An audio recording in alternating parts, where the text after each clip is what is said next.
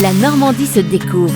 Dominique Kreuskopf. Bonjour, Antoine de Joibert est un passionné de sport nautique. Pour savoir si les conditions sont favorables, il a imaginé un objet qui irait parfaitement dans son salon. Quand quelque chose vous manque, inventez-le, c'est la devise de la maison. Antoine de Joibert canet pratique notamment le kitesurf et le foil, alors forcément connaître les conditions météorologiques, pour lui c'est très important. Il s'est dit qu'il serait intéressant d'avoir un bel objet sur son mur qui lui permette de savoir les conditions météo. L'idée de créer une horloge du vent est donc née. Depuis la fin de l'année 2023, le Normand travaille sur ce projet. Le système est complexe, mais il marche, assure l'inventeur de 35 ans. Dans l'horloge se cache une petite carte connectée à Météo France par le Wi-Fi du domicile. Plusieurs fois par jour, elle se met à jour en suivant un modèle météo nommé Arome qui permet d'anticiper les conditions sur 72 heures de manière précise. Le tout se matérialise sur l'horloge par une aiguille qui indique la direction du vent, du jour et des suivants, une petite jauge qui donne la force du vent établi en nœud et une autre qui donne la force des rafales. Avec ça, Antoine a l'essentiel des données qui permettent de savoir s'il y aura des conditions intéressantes dans les 3 prochains jours. Côté design de l'appareil, Antoine de Joibert indique que le fond de chaque cadran représentera la ligne de côte que le client désire, qu'elle soit en Normandie, ailleurs en France ou même dans le monde. Antoine de Joibert partage les étapes de son projet sur Instagram et YouTube.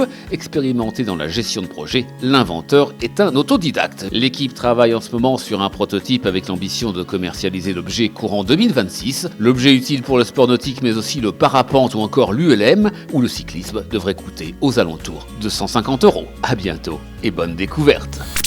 La Normandie se découvre. À réécouter en podcast sur horizonnormandie.fr et à retrouver sur BFM Normandie chaque week-end.